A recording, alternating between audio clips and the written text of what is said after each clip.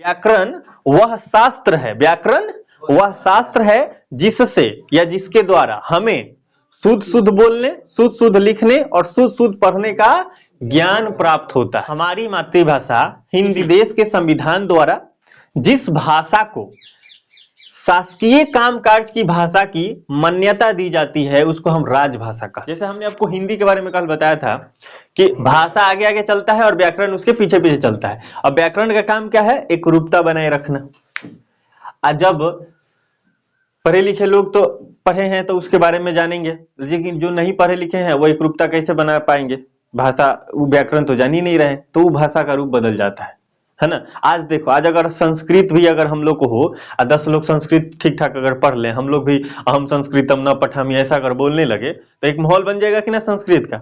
हो सकता है कि अगर ऐसे लोग जुड़ते जाएंगे और संस्कृत में रुचि अगर बढ़ती जाए तो संस्कृत फिर से माहौल बना सकता है अपना। एक जैसे हम लोग आम लोग हिंदी या भोजपुरी बोल रहे हैं, संस्कृत भी बोला जाने लगेगा, होगा कि नहीं? पढ़े लिखे लोग होंगे तब तो। अब हिंदी में आज पढ़े लिखने वाले लोग की कमी हो जाए तो आने वाले दिन में तुम्हें हिंदी भी तो समाप्त हो सकती है, इसका रूप बदल जाएगा, बदल जाए कि नहीं? तो इसको पढ़ना भी तो जरूरी है, तो इसलिए पढ़ना जरूरी होता है। तो जरूरी है हर चीजों को आपको साथ में लेके चलना है।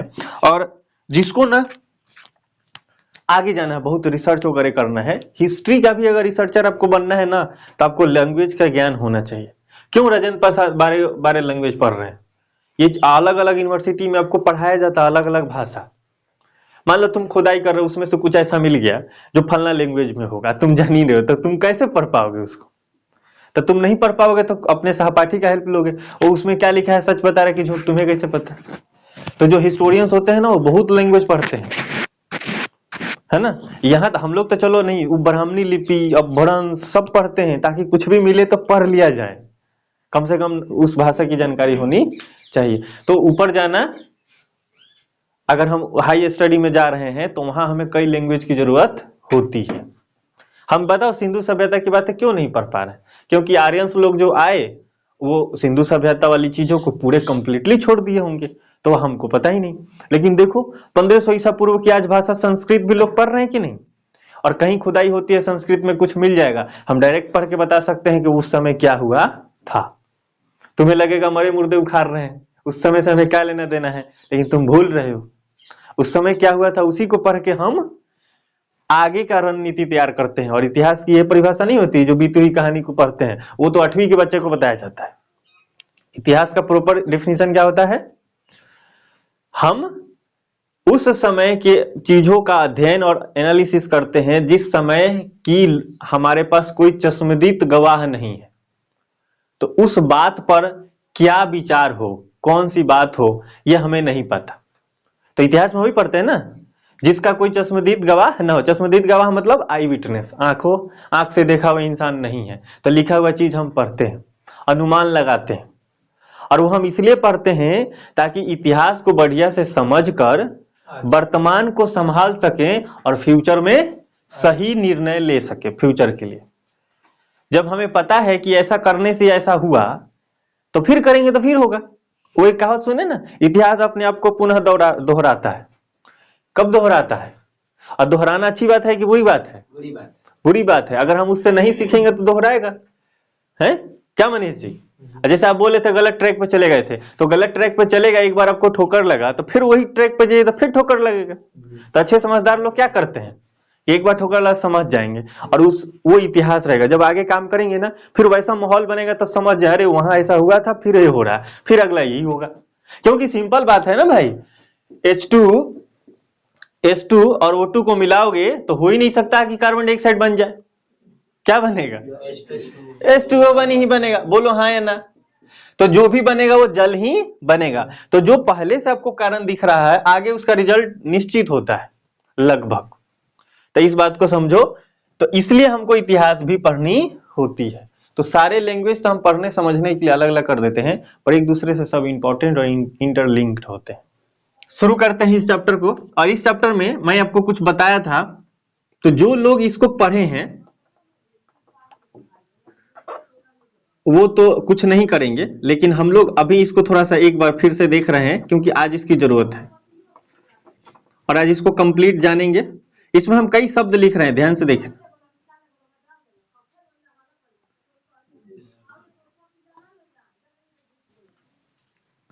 एक तो ये हो गया हमारे पास कॉलम, ठीक है। और दूसरा हम लोग लिख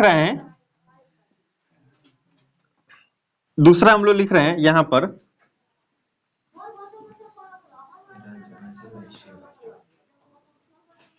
राजभाषा। और बताओ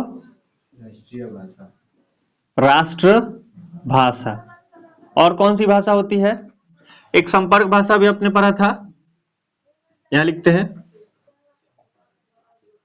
संपर्क भाषा। और बताओ कोई और भाषा होता है? मातृभाषा है नहीं। हमारी मातृभाषा क्या है? बताओ जल्दी। और कोई भाषा छूट रहा है क्या? मौखिक, सांकेतिक, लिखित। हाँ, ऐसे तो बहुत सारे हैं, है ना। और व्याकरण तो जानना जरूरी। इतने सारे शब्द हैं। आज हम लोग इसको स्पष्ट करेंगे कि बोली क्या है, विभाषा क्या है, उपभाषा क्या है और भाषा क्या है। राजभाषा क्या है, राष्ट्रभाषा क्या है, संपर्क भाषा, मातृभाषा, लिपि और व्याकरण। इस टॉपिक को हमको आज जानना है। इसमें से कुछ आप लोग जान रहे हो, इधर वाले चीजें पे हमने ध्यान देना है और थोड़ा नोट भी कर लेंगे संक्षिप्त में, ताकि हमें काम भी दे देगा, ठीक है। बाकी आपके पास स्टडी मटेरियल तो पहुंच ही गया है, वो सब चीज आपको। तो हमने आपको जब बताया था कि बोली क्या है, इसको कंप्लीट ध्यान से समझना, क्योंकि इसके बाद हम लोग फिर नहीं पढ़ेंगे, क्योंकि अगले दिन से हम लोग अगला चैप्टर पढ़ने वाले हैं। हमने आपको बस इतना ही बताया है कि छोटे से भूभाग में बोली जाने वाली भाषा बोली कहलाता है ना। बोली जो है एक छोटे एरिया में बोला जाएगा। इसके लिए हम कई शब्दों का प्रयोग किए थे। सीमित क्षेत्र में बोली जाने वाली भाषा बोली कहलाती है। स्थानीय लोगों द्वारा बोली जाने वाली भाषा बोली कहलाती है। बोलो, ये बोला गया था ना। और एक हमने क्या कहा, छोटी भूभाग में बोली जाने वाली भाषा, किसी स्थान विशेष पर किसी विशेष लोगों द्वारा बोली जाने वाली भाषा। माने कोई एक छोटा सा स्थान होगा, स्थान विशेष, वहां जो कुछ लोग बोल रहे हैं उसको हम क्या बोलेंगे, बोली कहेंगे। ये बात हम लोगों ने जाना था। तो अगर आप इसको लिखना चाहें तो हमने बस इसमें ये लिख सकते हैं, छोटी भूभाग। एक तो ये हो गया, छोटी भूभाग में बोली जाने वाली भाषा, आपको समझ में आ जाएगा। और हम लोग इसमें क्या लिख सकते हैं, सीमित क्षेत्र में बोली जाने वाली भाषा। उसके बाद और क्या लिख सकते हैं, स्थानीय लोगों द्वारा बोली जाने वाली भाषा। ये अलग अलग परिभाषा हम लोग बना सकते हैं। और क्लास में आप बैठे हो और बाहर जो है उसमें अंतर होना चाहिए। आप बाहर निकलो तो बोली और लोगों के बीच में आप अगर रखें अपना बात, तो पता चले कि हाँ आप पढ़ क्या आए। ऐसे नहीं कि आप आपने भी कुछ भी बोल दिया, वो लोग भी कुछ भी बोल दिए। तो क्लास में बैठे हो तो ये बात हमें स्पष्ट पता होनी चाहिए कि बोली, फिर भाषा, बोली और भाषा में क्या अंतर है। ये सारा चीजें हम लोग को कंप्लीट जानना है, ठीक है। तो बोली को हम लोगों ने कैसे परिभाषित किया, कई तरीके से। और पढ़ते हो तो हमें अपने आप को इस तरह से पढ़ना है कि रटने जैसा नहीं, समझना होता है। और कहोगे कि हिंदी में तो बहुत सारे चीज याद करने वाले हैं, तो जो है वो है। पर आपको ध्यान रखना है, दुनिया का सबसे वैज्ञानिक भाषा या वैज्ञानिक लिपि की अगर बात होती है तो वो देवनागरी है। एकदम वैज्ञानिक तरीके से किया गया है। देवनागरी लिपि पूरे के पूरे साइंटिफिक है। तो इसको साइंस की तरह सीखा जा सकता है, ठीक है। और इसको देखते हैं, बोली जो होती है छोटे भूभाग में बोली जाने वाली भाषा, सीमित क्षेत्र में स्थानीय लोगों द्वारा बोली जाने वाली भाषा बोली कहलाती है। क्या बताओ इसमें कोई साहित्यिक रचना होती है? नहीं होती। इसमें कोई साहित्यिक रचना नहीं होती। तो हम लोग इसमें क्या लिख सकते हैं, संक्षिप्त में ही लिखेंगे, इसमें कोई साहित्यिक रचना नहीं होती। क्यों नहीं होगी भाई? छोटे से एरिया में कुछ लोग बोल रहे हैं, हो सकता है कि वो कितना लिखेंगे, माने कोई विशेष नहीं, आम बोलचाल की भाषा में यूज हो रहा है बस, उसमें कोई साहित्यिक रचना नहीं हुई होती है। क्या इसमें व्याकरण होगा? टॉपिक अगर आपसे कुछ क्वेश्चन पूछ लिया जाएगा कि निम्न में व्याकरण नहीं होता है, क्वेश्चन सोचो, निम्न में व्याकरण नहीं होता है और आपको ये 4 को दे दिया जाए, तो हमको क्या सोचना है, अगर सबसे सटीक उत्तर होगा तो क्या टिक करेंगे, बोली, क्योंकि बोली में कहीं से कहीं तक व्याकरण होने की संभावना नहीं है। और बोली में जब व्याकरण नहीं है तो क्या वो व्याकरणिक नियमों से बंधा होगा कि स्वतंत्र होगा? ऐसा भी तो क्वेश्चन आ सकता है कि निम्न में कौन व्याकरणिक नियमों से स्वतंत्र होता है। तो क्वेश्चन तो बहुत फॉर्मेशन किया जा सकता है, बोलो हाँ है ना। इसका कोई व्याकरण नहीं होता, इसका कोई व्याकरण नहीं होता। और व्याकरण क्या है? व्याकरण वह शास्त्र है, व्याकरण वह शास्त्र है जिससे या जिसके द्वारा हमें शुद्ध शुद्ध बोलने, शुद्ध शुद्ध लिखने और शुद्ध शुद्ध पढ़ने का ज्ञान प्राप्त होता है। ठीक है, तो व्याकरण क्या है? एक शास्त्र है। और शास्त्र किसको बोलते हैं? जो किसी पर डिपेंड नहीं करता, उसको शास्त्र बोलते हैं। कोई दिक्कत? और इसमें बोली में हम लोग क्या लिख सकते हैं? तो आपको ध्यान रखना है कि बोली जो है स्वतंत्र होता है, व्याकरणिक नियमों में बंधा नहीं रहता है। क्या हम ये कह सकते हैं कि जो बोली है वो भाषा का प्रारंभिक रूप है? भाषा का प्रारंभिक रूप है, बोलो हाँ या ना। बोली क्या होती है? भाषा का प्रारंभिक रूप होती है। कोई भी बोली, थोड़ी सी बोली जाती है, वो धीरे धीरे धीरे अपना क्षेत्र विस्तार करता है, बहुत सारे लोग बोलने लगते हैं, तब हम क्या करते हैं, उसमें कुछ साहित्यिक रचना करते हैं, तो ये धीरे धीरे धीरे धीरे एक भाषा का रूप लेता है। तो बोली क्या है? बोली क्या है? एक भाषा का प्रारंभिक रूप है। कोई भी भाषा बना हुआ है, कोई भी भाषा, दुनिया का कोई भी भाषा, बड़ा से बड़ा भाषा, वो शुरू कहां से हुआ होगा? बोली से हुआ होगा, बोलो हाँ। तो बोली के बारे में हमें इतनी बात पता होनी चाहिए। अगर अंतर कोई पूछ दे कि बोली और भाषा में क्या अंतर है, तो यह सीमित क्षेत्र में बोला जाएगा, छोटा क्षेत्र में, छोटा भूभाग में, और इसका क्षेत्र क्या होगा? बहुत विस्तृत होगा। इसमें व्याकरण नहीं होते हैं, इसका व्याकरण होता है। यह व्याकरणिक नियमों से स्वतंत्र होता है, यह व्याकरणिक नियमों में बंधा होता है ना। यह भाषा का प्रारंभिक रूप है, यह भाषा का, ये बोली में क्या लिखेंगे? यह भाषा का प्रारंभिक रूप नहीं है, यह एक डेवलप यानी विकसित भाषा होती है। जब बोली बहुत विस्तृत हो जाती है तो भाषा कहते हैं। तो अंतर भी हमें समझ में आ रहा है। तो इतनी टॉपिक थोड़ा सा आपको कंसेप्ट में रखना है। जो आपको स्टडी मटेरियल दिया गया है उसमें बहुत चीजें नहीं लिखी गई है, समझे? तो इतना बात आपको ध्यान रखना है। तो इसको थोड़ा सा आप नोट कर लो, है ना। 1 मिनट के लिए जल्दी से आप नोट कर लो, फिर आगे हम आते हैं बी भाषा पर। हो गया? एक इसमें और टॉपिक हम लोग जोड़ रहे हैं, मानक भाषा।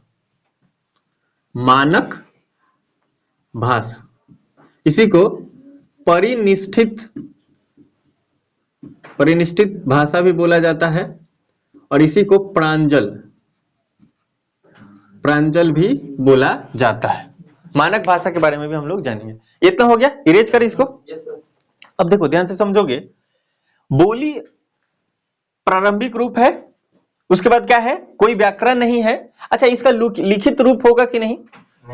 लिखा हुआ ही नहीं है, बस ये बोला जा रहा है। ठीक है, आगे आते हैं। बी भाषा क्या होगा? तो बोली जब अपना क्षेत्र विस्तार करती है तो उसको हम बी भाषा बोलते हैं। इसमें अगर आपको जैसे में लिखना होगा तो क्या लिखोगे? ऐसा कुछ लिखो जिसमें कोई साहित्यिक रचना नहीं हुई होगी। तो हम क्या लिख सकते हैं, सोचो। देखो, जब ये किताबें लिखी गई होगी या कंसेप्ट लिखे गए होंगे तो हो सकता है उस समय, अभी हम लोग एग्जांपल लिखेंगे, उसमें कोई साहित्यिक रचना नहीं हो, पर वर्तमान समय में अवेलेबल हो, वो हम लोग को जानकारी ना हो, तो ऐसा भी हो सकता है। पर अगर किताबों में अगर कुछ मिलता है तो हम लोग इसमें क्या लिख सकते हैं? क्या भोजपुरी लिख सकते हैं? बताओ तो। भोजपुरी नहीं लिख सकते, क्योंकि वो बहुत विस्तृत हो चुका है और चीजें हो रही है, मूवी वगैरह भी बन रहे हैं, तो उसको लिखना ठीक नहीं रहेगा। मैथिली लिख सकते हैं? नहीं लिख सकते, क्योंकि मैथिली कवि, देखो बहुत सारा चीजें उसमें लिखी जा चुकी है। जो हमारी मैथिली कवि के मैथिल कोकिल के नाम से जानी जाती है, नाम क्या है? विद्यापति। तो मैथिली में पदावली लिखा है, उन्होंने रचना किया है, तो मैथिली को भी हम इसमें नहीं रख सकते। ऐसा रखना है जिसमें साहित्यिक रचना नहीं होती है। तो क्या रख सकते हैं? तो ऐसा ही सोचना है और रखना है, खुद से सोचना है। तो अगर हम लोग फिलहाल बुंदेली रख देते हैं, है ना, किताबों में ये मिला है कि हाँ इसमें साहित्यिक रचना नहीं है, तब बुंदेली हम लोग रख सकते हैं। मगही रख दे, मगही पटना में बोला जाता है, मगही रख रहे हैं, है ना। क्योंकि मेरे अनुमान से अभी इसमें साहित्यिक रचना कुछ नहीं हुई है। आगे देखते हैं विभाषा क्या है। इसमें साहित्यिक रचना होती है, इसमें साहित्यिक रचना होती है। देखो अभी हम इरेज कर रहे हैं, इसको इरेज करने के बाद हम लोग विभाषा के बारे में लिखेंगे, है ना। तो अगला टॉपिक है विभाषा। तो बोली जब अपना क्षेत्र विस्तार करती है, क्या कौन सा बोली, या लिखेंगे जब बोली अपनी क्षेत्र विस्तार करती है, क्षेत्र विस्तार या विस्तृत करती है तो उसे विभाषा कहते हैं। जब बोली अपनी क्षेत्र विस्तार करती है तो उसे विभाषा कहते हैं। और इसमें एग्जांपल में हम लोग लिख सकते हैं भोजपुरी, मैथिली भी लिख सकते हैं इसमें, है ना, ब्रज भाषा लिख सकते हैं, अवधी लिख सकते हैं, ये सब के सब इसमें आ जाएंगे। ठीक है, एग्जाम्पल के तौर पे इसमें साहित्यिक रचना होती है, इसमें बहुत सारे साहित्य आपको मिल जाएंगे। तो इसमें हम क्या लिख रहे हैं, इसमें साहित्यिक रचना होती है। और एग्जाम्पल में हम लोग क्या लिख सकते हैं, इसमें भोजपुरी तो रख ही सकते हैं, मैथिली भी रख सकते हैं, और क्या रख सकते हैं ब्रज भाषा, और हम लोग अवधी रख सकते हैं। अवधी क्यों रख रहे हैं भाई, क्योंकि तुलसीदास जो हैं वो अवधी में रामचरितमानस लिखे, इतनी बड़ी किताब है, बताओ है कि नहीं। तो हम लोग लिख सकते हैं। पदावली मैथिली कवि जो है पदावली की रचना करी है मैथिली भाषा में, तो है। ब्रज भाषा से कौन जुड़े हैं, ब्रज भाषा से सूरदास का अपने नाम सुना होगा, कृष्ण भक्त कवि हैं, बहुत रचनाएं करे हैं सूरदास ने, है ना। इसमें ब्रज भाषा में, भोजपुरी में बताओ कोई लिखा हुआ कोई ग्रंथ।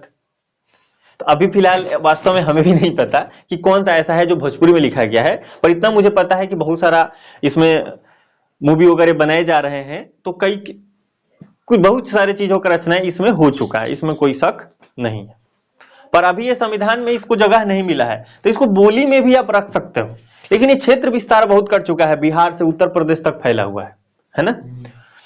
और यहाँ जो आपको चीजें दिख रहा है, तो ये सब तो आपको मैथिली जो है संविधान में भी इसको जगह मिल चुका है, तो ये अच्छा खासा अपना क्षेत्र विस्तार कर चुके हैं। ठीक है, अब बोली जो होता है ना एक प्रकार का भाषा ही होता है ना, वही तो बोल रहे हैं ना, सीमित क्षेत्र में बोली जाने वाली भाषा बोली कहलाती है, तो इसको ध्यान रखना।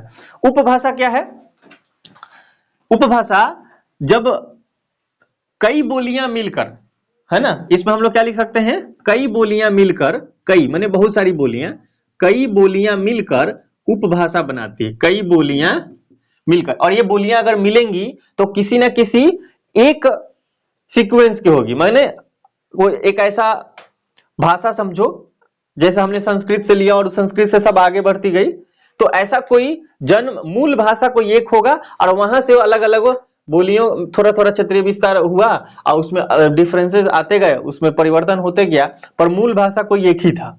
तो वैसे सभी बोलियों को मिलाकर हम एक जगह रख देंगे। तो कई बोलियां, जैसे हिंदी की बात करते हैं उसमें 18 बोलियां हैं, है कि नहीं, तो कई बोलियां मिलकर उपभाषा बनाती है, उपभाषा बनाती है कि नहीं। इसमें साहित्यिक रचना होगा, जब यहां साहित्यिक रचना है तो इसमें होगा ही, तो इसमें साहित्यिक रचना भी होगा, साहित्यिक रचना भी होगा इसमें, है कि ना। और जैसे में अगर हमसे कोई पूछे तो इसमें हम क्या लिख सकते हैं, हिंदी की 5 उपभाषा है, तो पांचों को हम रख सकते हैं, पूर्वी हिंदी, पश्चिमी हिंदी, राजस्थानी, बोलो हाँ है ना। तो जो हम हिंदी में 5 उपभाषाएं दे रहे हैं, तो उपभाषा में तो पांचों को लिख सकते हैं, और भी कई भाषाएं हैं उसका उपभाषा होंगे तो उसको हम रख सकते हैं, है कि नहीं। तो चलो इतना ध्यान रखो। अब आते हैं भाषा पर, किसी को कोई कष्ट अब तक, किसका, ये उपभाषा का अगर व्याकरण की बात किया जाए, इसमें बहुत सारे साहित्यिक रचनाएं हो चुकी है, और ये किसी एक मुख्य भाषा का भाग है, अपना एक वर्चस्व बना चुका है, तो इसमें व्याकरण होगा, है ना। तो इसमें हम लोग व्याकरण रखेंगे। क्योंकि ये हिंदी का 5, अगर हिंदी के बारे में केवल सोचो तो हिंदी का 5 भाग है और पांचों में बहुत सारे रचनाएं हुई है, नियमों के अनुसार हो रहा है, तो हम इसमें व्याकरण रखेंगे। ठीक, भाषा पे आते हैं। भाषा पे हम लोग भाषा में क्या लिख सकते हैं, कई उपभाषाएं मिलकर, मतलब उपभाषाएं जब मिलती है एक से अधिक, है ना, किसी भी भाषा में उपभाषाएं होती है, जैसे हिंदी में 5 है, तो ये पांचों जब एक साथ मिलेंगी तो हम बोलेंगे कि ये भाषा है कि नहीं। अभी हम किस आधार पर देख रहे हैं, क्षेत्र के आधार पर।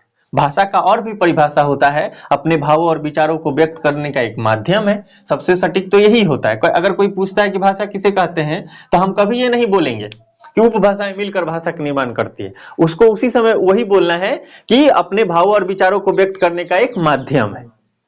पर जब हम ये सीक्वेंस पढ़ते हैं, बोली, विभाषा, उपभाषा, भाषा, तो हमको ये बातें सोचनी होती है। ठीक है, एक अलग तरीका है इसको परिभाषित करने का। तो उपभाषाएं मिलकर बोली बनाती है, उपभाषाएं मिलकर भाषा बनाती है। उपभाषाएं मिलकर क्या बनाएंगी, भाषा बनाएंगी। इसमें बहुत सारी साहित्यिक रचनाएं, बहुत सी साहित्यिक रचनाएं होती है, जिसको एक इंसान जीवन भर में शायद ना पढ़ पाए, इतनी इसमें साहित्यिक रचनाएं होगी, है कि नहीं। और हम क्या सोचेंगे, यह एक मानक होगा, है कि नहीं, मानक होगा कि नहीं, यह मानक भाषा, यह मानक होता है, ऐसा लिख देते हैं, यह मानक होता है। और क्या लिख सकते हैं, इसका व्याकरण होता है, यह व्याकरणिक नियमों से बंधा होता है, बोलने वालों की संख्या बहुत अधिक होती है। ये सब इसमें पॉइंट हम लिख सकते हैं भाषा में। थोड़ा तेजी में लिखोगे, हो गया। भाषा में जैसे में क्या लिख सकते हो बताओ, ये तो आपको पता होना चाहिए अब तक। भाषा में जैसे में क्या लिख सकते हैं, भाषा आप किसको बोलोगे, हिंदी को भाषा बोलेंगे या नहीं, संस्कृत को बोलो, संस्कृत को भी हम भाषा बोलेंगे। और किसको बोले, हाँ, अंग्रेजी एक भाषा है, बढ़िया, अंग्रेजी को हम बोलेंगे। डच को भी बोल सकते हैं, फ्रांसीसी को, है ना, स्वीडिश को भी बोल देंगे, चाइनीज भाषा भी होगी, है ना, रूसी भाषा भी होगी। तो ये सब एक भाषा है और एक अच्छे खासे संख्या में लोग इसमें हैं। तमिल, तेलुगु, मलयालम, है ना, ये सब भी एक भाषा है कि नहीं, बोलो। तो इतनी बातें हमें भाषा में रखना है। इसका हम लोग एक बनाते हैं, जो कि आप जान रहे हो लेकिन रिवाइज कर रहे हैं तो थोड़ा होना चाहिए। इसका हम डायग्राम कैसे बनाते हैं, इसको अगर हम बोली कहते हैं, है ना, थोड़ा और बड़ा बनाते हैं। अगर इसको हम बोली कहते हैं तो इसको क्या बोलेंगे, विभाषा, और इसको हम क्या बोलेंगे, उपभाषा, और इसको हम क्या बोलेंगे, भाषा। बोलो हाँ, है ना, है ना, विस्तृत होते जा रहा है। तो ये विस्तृत होते जा रहा, अपना क्षेत्र विस्तार करते जा रहा है। थोड़ा ओपन कर दीजिए उसको, अभी तो लॉक होगा तो आ रहा होगा। ठीक है, इसको इरेज करें। देखो किसी को कोई कष्ट होगा ना इसमें तो अभी बोल दो, क्योंकि आज के बाद ये नहीं पढ़ने वाले फिर से। है किसी को कोई दिक्कत, है किसी को कोई दिक्कत, खड़ा हो जाओ, बताओ। सर बोली का मतलब दायरा सीमित रहता है, हाँ, तो लगभग कितने किलोमीटर तक देखो इसके बोली का विस्तार रहता है, ठीक, उसके बाद आपकी बातें हम समझ गए। देखो बोली की अगर डिफिनीशन की बात किया जाए तो इसमें ये मैथ साइंस की तरह नहीं है कि एकदम 5 किलोमीटर या 10 किलोमीटर के रेडियस में बोला जाएगा, ऐसा इसमें परिभाषा नहीं कर सकते, और न ही ये ऐसा हो सकता है। बोली बस इतना ही आपको ध्यान रखना है कि बोली का जो एरिया होता है वो सीमित होता है, छोटे एरिया में होता है, उसको हम बोली बोलते हैं। मतलब कुछ लोग बोलता हो, 2-4 गांव पकड़ लो, है ना, तो इसको हम बोलेंगे बोली। पर इसमें कोई सटीक जवाब अगर आपको चाहिए कि कितना किलोमीटर में, और इतना से बस बढ़ गया तो हम कहेंगे विभाषा, ऐसा नहीं है। हम बोली तब तक कहेंगे जब तक उसमें कोई साहित्यिक रचना नहीं हुई है। कितना भी लोग बोल रहा हो, कितना भी बोल रहा हो, हम चेक करेंगे कि क्या उसका साहित्यिक रचना हुई या नहीं, है ना। जैसे भोजपुरी को अभी हम लोग संविधान में कई दिनों से कोशिश हो रहा है कि संविधान में भी इसको जगह मिले, भोजपुरी में क्यों नहीं मिल रहा है, क्योंकि हम बहुत सारे अच्छी रचनाएं नहीं कर पाए हैं। जो था वो पहले था कुछ, पर अब तो इसकी मूवी होकर बन के चीजें बहुत खराब भी हो रही है, लोग बोलना भी पसंद नहीं कर रहे हैं, अच्छे एलाइट क्लास लोग, है कि नहीं। तो ये सब चीजें कमी भी हो जाती है, बोलो है नहीं। कोई भाषा बोली तक ही जाकर बोली रह सकती है, वो भी भाषा नहीं बनेगी, उपभाषा और भाषा भी नहीं बनेगी। हो सकता है वो समाप्त हो जाए, बोली ही रह जाए, समझ गए? तो ऐसा भी हो सकता है। तो बोली और भाषा, अगर बी भाषा में अंतर हमें करना है तो किस आधार पे करेंगे? साहित्यिक रचना के आधार पर। हम चेक करेंगे कि उस भाषा में कोई अच्छी साहित्यिक रचनाएं हुई या नहीं हुई, पढ़ने वाले लोग उसको अच्छा से पढ़ रहे हैं या नहीं पढ़ रहे। समझ में आया? इसका एरिया डिफाइंड हम एक सटीक तरीके से नहीं कर सकते, हम साहित्यिक रचनाएं को चेक करते हैं। ठीक, उम्मीद करते हैं आपको समझ आया होगा। बैठिए, ये सब चीजें हो गई। राजभाषा की बात करते हैं। और राजभाषा में हमने आपको बताया था किसी देश के संविधान द्वारा जिस भाषा को शासकीय कामकाज की भाषा की मान्यता दी जाती है उसको हम राजभाषा कहते हैं, है ना? तो नोट कर लो, सुन रहे हो ना? किसी देश के संविधान द्वारा जिस भाषा को, किसी देश के संविधान द्वारा जिस भाषा को शासकीय कामकाज की भाषा की, शासकीय कामकाज की भाषा की, किसी देश के संविधान द्वारा जिस भाषा को शासकीय कामकाज की भाषा की मान्यता दी जाती है उसे राजभाषा कहा जाता है। किसी देश के संविधान द्वारा जिस भाषा को शासकीय कामकाज की भाषा की संज्ञा या मान्यता दी जाती है उसे राजभाषा कहते हैं। जैसे में हम क्या लिख सकते हैं? कोई बताओ, जैसे में इसमें हम क्या दे सकते हैं? हिंदी दे सकते हैं, क्योंकि हिंदी हमारी राजभाषा है, तो हिंदी को तो हम रख ही सकते हैं। तो जैसे में हम हिंदी दे सकते हैं, है ना? आपको क्या लगता है ब्रिटेन में कौन भाषा होगा? अच्छा, आपको लगता है तो लगने दो, आगे आते हैं, क्योंकि उस पर बहुत ज्यादा टाइम लग जाएगा। भाषा अभी हम लोग क्या लिख सकते? राजभाषा, है ना? तो किसी देश के संविधान द्वारा जिस भाषा को शासकीय कामकाज की भाषा की मान्यता दी जाती है उसको हम क्या कहेंगे? राजभाषा। और जैसे में लिखेंगे हिंदी, है ना? राष्ट्रभाषा पे आते हैं, हो गया? राष्ट्रभाषा की बात करते हैं। राष्ट्रभाषा किसी देश के बहुसंख्यक जो लोग होते हैं उनके द्वारा बोली जाने वाली भाषा को हम बोलते हैं राष्ट्रभाषा, है ना? हाँ, तो हम इसमें बहुसंख्यक जुड़ा रहेगा, तो इसमें हम क्या कहेंगे? किसी देश के बहुसंख्यक नागरिकों द्वारा बोली जाने वाली भाषा। किसी देश के बहुसंख्यक नागरिकों द्वारा बोली जाने वाली भाषा राष्ट्रभाषा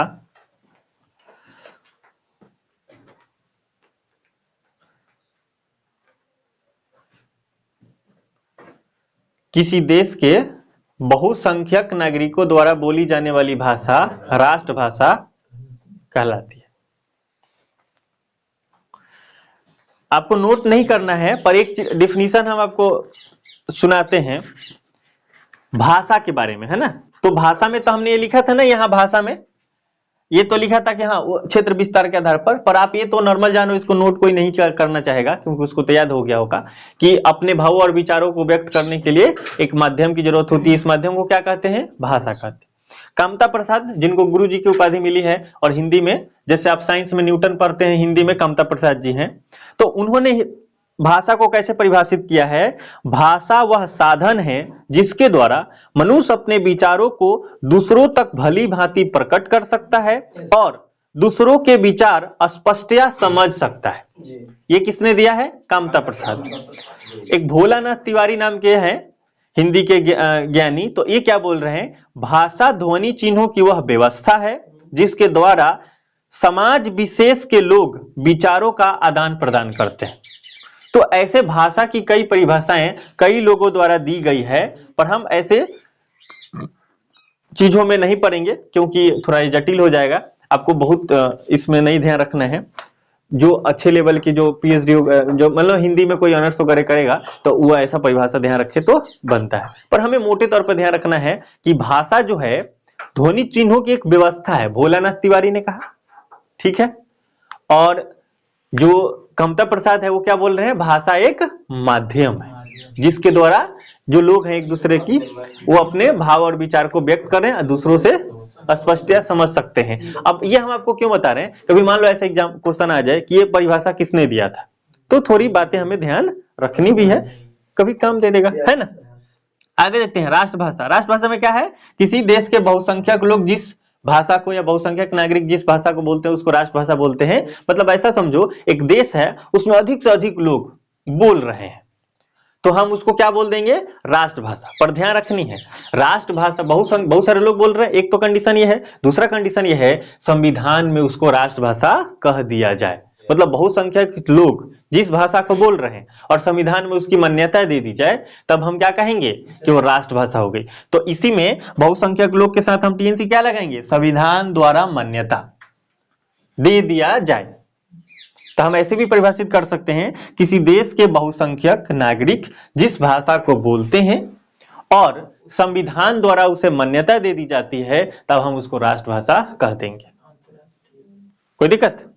और अंतरराष्ट्रीय भाषा मतलब होता है कई देशों में बोली जाती हो, कम से कम 2 से 2 देशों में बोली जाए तो उसको अंतरराष्ट्रीय भाषा बोलेंगे। इतना समझ में आ गया। आते हैं मानक भाषा पे। मानक भाषा परिनिष्ठित भाषा या प्रांजल भाषा जो होती है ये होता है स्टैंडर्ड। मानक किसको बोलेंगे, जो व्याकरण सम्मत हो, व्याकरण के सम्मत हो, व्याकरण के अनुसार हो, मतलब व्याकरण के नियमों से बंधा हो, उसको बोलते हैं हम मानक भाषा। दूसरी बात, मानक भाषा जो है वो एकमत होता है, एक रूप का होता है। और हम कोई भी भाषा जब बोली भाषा का रूप लेती है तो उसके पीछे से व्याकरण आता है और व्याकरण हम बनाते हैं। किस लिए बनाते हैं, ताकि इसको एक रूपता दिया जा सके। जब हम उसमें एक रूपता दे देते हैं तो कई पीढ़ियों तक वह एज इट इज चलते रहता है। तो व्याकरण बनाने के पीछे क्या तरीका, क्या सोच रहता है कि हम अधिक से अधिक लोगों को इसके व्याकरण को समझाएं, बताएं, ताकि यह जो भाषा है वो काफी दिनों तक बरकरार रहे, है ना, एक रूपता बनी रहे। ठीक है। तो मानक भाषा हम ला रहे हैं, इसका मुख्य उद्देश्य क्या है, एक रूपता के लिए। तो व्याकरण सम्मत होता है और एक रूपता होती है। इसमें हम 2 पॉइंट लिख सकते हैं कि यह व्याकरण सम्मत होता है और यह एक रूपता, इसमें एक रूपता होती है। उसको हम बोलेंगे क्या, मानक भाषा। तो वैसी भाषा जिसमें एक रूपता हो और वह व्याकरण सम्मत हो, मानक भाषा कहलाएगा। ठीक है। तो आप इसमें टॉपिक क्या दे दो यहां से कि व्याकरण सम्मत और एक रूपता। बाकी डिफिनीशन तो आप 2 बात को रख के बना सकते हो, है ना। और अभी तो मैं देख ही लिया, कभी मन करे तो यूट्यूब पर देख लेना, है ना। तो वैसी भाषा जिसमें क्या हो, एक रूपता हो और जो व्याकरण सम्मत हो उसको हम बोलेंगे मानक भाषा। इसको प्रांजल भी बोलते हैं। बोलो कोई कष्ट।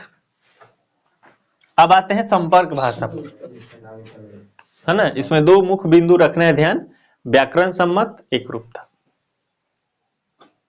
आगे आते हैं संपर्क भाषा। अब संपर्क भाषा क्या है तो देखो ध्यान से, किसी भी क्षेत्र में, दुनिया का कोई भी क्षेत्र ले लो, कोई भी क्षेत्र में कम से कम 2 व्यक्ति, तभी तो बातचीत करेंगे। तो किसी भी क्षेत्र में 2 व्यक्तियों, कोई भी 2 व्यक्ति होंगे, उन 2 व्यक्तियों के बीच कोई बातचीत हो तो बातचीत होगा तो कोई एक भाषा यूज होगा। पर कंडीशन यह है कि उनकी मातृभाषा अलग अलग हो। जब मातृभाषा अलग अलग होगी और वो किसी थर्ड भाषा का यूज कर रहे हैं तो हम उसको बोलेंगे संपर्क भाषा। फिर बात आती है मातृभाषा क्या है, तब पहले उसे समझ लेते हैं। यहां हमने लिखा मातृभाषा, वैसी भाषा जिसे कोई बच्चा बचपन में, बच्चा तो बचपन ही है, तो वैसी भाषा जिसे कोई बच्चा अपनी परिवार या समाज से सीखता है, तो उस भाषा को हम क्या बोलते हैं, मातृभाषा। और मातृभाषा हमारी क्या है, हिंदी। इसीलिए हम बोलते हैं Hindi is my mother language. क्या बोलते हैं छुट्टी मातृभाषा, हमारी मातृभाषा क्या है, हिंदी, क्योंकि हम बचपन में इसी को सीखे हैं। कोई भी इंसान अपने परिवार से जो सीखता है, कई किताबों में आपको ये डिफिनीशन मिल जाएगी कि वह भाषा जिसे कोई बच्चा अपनी मम्मी से सीखता है उसको मातृभाषा कहेंगे। तो ठीक है, मम्मी भी रख सकते हैं, पर ज्यादा अच्छा क्या है, मम्मी से कोई थोड़ी सीखेगा, केवल पापा वैसे सीखेंगे, दादी जी से सीखेंगे, दादाजी से भी सीखेंगे, चाचा जी से भी सीखेंगे, तो परिवार ज्यादा बेहतर है। बोलो है ना? क्या लगता है तुम्हें? मम्मी रखें केवल? और परिवार से जो सीखता है उसके अलावा समाज से भी हम सीखते हैं, है ना? जब बच्चा घर से बाहर निकलता है और हाथ में डंडा लेके जब चक्का नचाता है तो उस समय जो उसको नॉलेज मिलता है वो तो मम्मी से भी ज्यादा कारगर होता है है कि नहीं? तो उस समय वो कौन भाषा यूज हो रहा है वहां पर, वो सब हमारे लिए क्या होगी? मातृभाषा। क्योंकि बच्चा हमेशा वो चीजें शुरू में उसको वो मिल रही है। तो क्या लिखेंगे? क्या लिखेंगे? इसको लिख लीजिए, वैसी भाषा। हाँ, इसको लिख लेते पहले। वैसी भाषा, वैसी भाषा, वैसी भाषा जिसे कोई बच्चा, वैसी भाषा, वैसी भाषा लिख दे हम भी क्या? जिसे कोई बच्चा अपने, थोड़ा इसमें इंक कम लग रहा है इसलिए मैं सोच रहा नहीं लिखूं। वैसी भाषा जिसे कोई बच्चा अपने परिवार और समाज से सीखता है। वैसी भाषा जिसे कोई बच्चा अपने परिवार और समाज से सीखता है उसे मातृभाषा कहते हैं। और इसमें लिखेंगे हमारी मातृभाषा हिंदी है।